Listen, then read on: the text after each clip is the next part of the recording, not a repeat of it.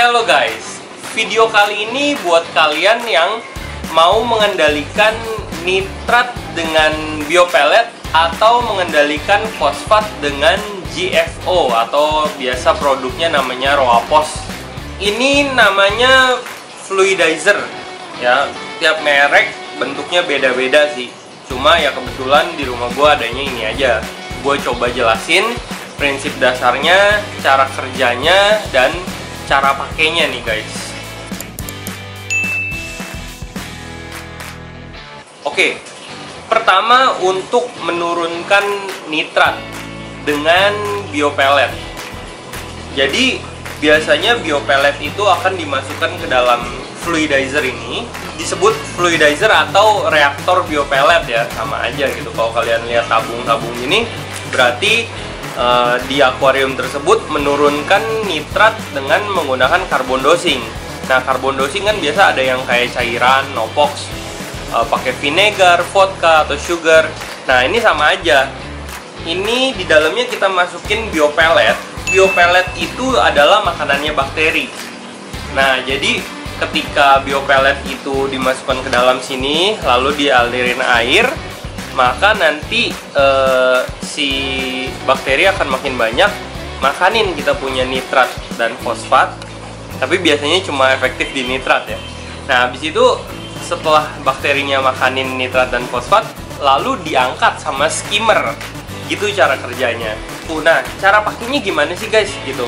Cara pakainya gini. Biopellet dimasukin ke dalam reaktor ini atau fluidizer. Nah, ini kan ada input, ada output. Selalu kayak gitu. Nah, input ini akan membawa air ke bawah. Lalu dari bawah, air itu akan disemburin ke atas. Jadi biopellet di sini, di tabung ini, akan terkocok-kocok atau tergesek-gesek. Nah, hasil gesekannya itu akan dimakan bakteri, dan bakterinya itu berkembang jadi banyak, makanin nitrat dan fosfat. Lalu outputnya harus keluar di chamber filter di mana ada skimmer. Karena si bakteri tersebut yang udah makanin nitrat fosfat kita harus diangkat dengan skimmer. Jadi kalau kalian pakai biopellet dengan reaktor ini, kalian harus punya skimmer. Makin gede, makin kencang skimmernya, makin bagus. Itu harus. Nggak bisa tawar lagi, nggak bisa pakai ini doang tanpa skimmer. Kayak begitu. Itu cara menggunakan biopellet dengan fluidizer ini. Biasanya untuk menurunkan nitrat dan fosfat, di tulisan produk biopelletnya biasa akan tulis nitrat untuk mengurangi nitrat dan fosfat. Tapi pada kenyataannya akan lebih efektif biasa nurunin nitrat doang guys. Kenapa gue sering bilang ini untuk mengendalikan nitrat? Karena ya kita bisa mainin jumlah biopellet yang kita beri ke dalam fluidizer ini. Kalau misalkan nitrat kita terlampau tinggi, maka kita pakai biopelletnya banyak. Kalau misalkan itu nitrat sudah turun, kan nitrat nggak boleh 0 nih guys. Kalau itu nitrat udah turun, terus di level yang kita mau, misalkan 10 kita mau, nitrat kita di 10. Kalau udah mencapai nilai 10, artinya biopellet yang ada di dalam ini harus kita kurangin. Bagaimana caranya supaya itu nitrat kita levelnya segitu terus? Kira-kira itu cara menggunakan fluidizer dengan isinya biopellet. Gue akan kasih lihat ini guys contohnya bagaimana pergerakan biopellet seharusnya di dalam fluidizer. Jadi biopellet harus kekocok-kocok seperti ini. Tujuannya adalah kalau dia nggak kekocok-kocok, itu biopellet akan saling nempel. Nah, ini biopellet harus kegesek-gesek terus. Kira-kira begitu syarat menggunakan fluidizer. Nah, gue mau share juga guys. Jadi fluidizer nggak semuanya kayak gini. Kalau yang kayak gini kan kita harus menggunakan pompa lagi ya. Pompa, lalu kita sambungin ke input ini, lalu dia keluar ke chamber yang ada skimmernya. Ada juga fluidizer yang di bawahnya sini sudah ada pompa, udah built-in pompa. Jadi pompa itu langsung menembakkan air ke tabung, lalu yang di atasnya kita arahkan ke filter yang di chamber yang ada skimmernya. Ya kira-kira gitu. Banyak sih merek-merek yang udah built-in pompa. Ada Naios, ada Bubble Magus, ada Skims, banyak deh. Tuh. Ya kalian bisa pilih sendiri mau yang mana. Usahakan beli ini yang bagus sih guys, yang branded. Kalau nggak branded, biasanya kayak di sini suka bocor-bocor air, dibukanya susah setengah mati, kan jadi repot gitu. Ya kira-kira itu sih cara menggunakannya. Terus dosis biopelletnya kalian bisa ikutin dulu ya dari instruksi di kemasan, lalu lihat nilai nitratnya, kalian bisa mainin dari sana. Jika kalian menggunakan fluidizer ini untuk GFO atau biasanya Roapos itu untuk menurunkan fosfat. Nah, kalian mesti tahu nih, GFO itu adalah filtrasi kimiawi ya, gitu, chemical filtration. Jadi GFO itu menyerap fosfat dari air kita secara chemical.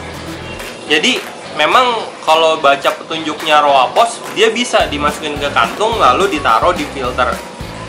Tapi akan lebih efektif jika dimasukin ke dalam fluidizer seperti ini. Jadi sama. Roaposnya kita masukin ke dalam sini, lalu dialirin air dari pipa ini ke bawah, lalu dari bawah ini air ke atas akan mengaduk secara perlahan itu GFO yang bentuknya kayak macam kayak tanah atau kayak pasir hitam itu ya. Nah itu keaduk-aduk, kocok-kocok, tapi aduknya nggak sekencang biopellet sih. Nih gue kasih lihat videonya, kira-kira ngaduknya seperti ini guys. Nah, kira-kira ngaduknya kayak gitu, cukup. Ya, cara kerjanya sama sih. Kasih di input, lalu ngaduk, dia output. Tidak perlu dikeluarin ke chamber filter yang ada skimmernya. Karena cara kerjanya berbeda. Karena GFO ini benar-benar menyerap macam kayak cara kerjanya kayak karbon lah. Dia benar-benar nyerap aja itu fosfat dari air yang mengalir dari sini. Jadi nggak perlu di outputnya dikeluarkan ke chamber filter yang ada skimmer, nggak perlu guys. Gitu. Nah itu kira-kira cara menggunakan fluidizer untuk GFO. Kalau Roapos itu ada website yang Roapos kalkulator. Jadi kita masukin nilai fosfat kita saat ini, lalu kita masukin nilai fosfat yang mau kita tuju, lalu kita masukin jumlah literan air yang ada di akuarium kita. Nanti dia bisa keluar sendiri seberapa banyak Roapos yang perlu dipakai. Habis itu kita masukin deh ke sini. Nah, nanti kalau fosfatnya udah menurun atau sudah di level yang kita mau, kalian bisa kurangin lagi jumlah Roaposnya tersebut. Mungkin kalian perlu tahu kalau Roapos itu punya titik jenuh untuk menyerap fosfat. Jadi biasanya sih orang sekitar 2 bulan 3 bulan itu Roapos sudah diganti gitu. Atau ketika hasil output dari sini, dari GFO ini, hasil outputnya fosfatnya tidak lebih rendah daripada nilai fosfat di akuarium kita. Nah itu artinya Roapos itu udah jenuh, udah nggak bisa menyerap fosfat. Itulah saatnya Roapos diganti atau GFO diganti. Jadi, kalau kalian menggunakan fluidizer seperti ini, yang mana pompanya itu terpisah, kalian mesti beli sendiri. Nah itu disarankan dari pompa kita beri dulu keran, baru masuk ke sini supaya flow airnya bisa kita adjust. Karena untuk biopellet, untuk GFO itu kan flownya perlunya beda-beda tuh. Dan biopellet sendiri misalkan dikit atau banyak, itu kan flownya juga beda-beda. Maka dari itu ingat sebelum masuk ke fluidizer kasih keran guys. untuk adjust kekuatan air yang mengalir di fluidizer ini. Kira-kira gitu sih cara menggunakannya. Dan ya, semoga video ini bermanfaat buat temen-temen yang mau mengendalikan nilai nitrat dan fosfat menggunakan fluidizer seperti ini ya. Sekali lagi, ada fluidizer yang pompanya di bawah, lebih gampang lah, tinggal dicelupin aja, taruh di sump filter, lalu dia bisa nyedot sendiri airnya kayak gitu. Jadi nggak perlu banyak pipa, nggak perlu banyak instalasi lah gitu. Jadi sangat enak digunakannya. Semoga video ini bermanfaat. Sampai ketemu lagi di video-video selanjutnya. Happy reefing!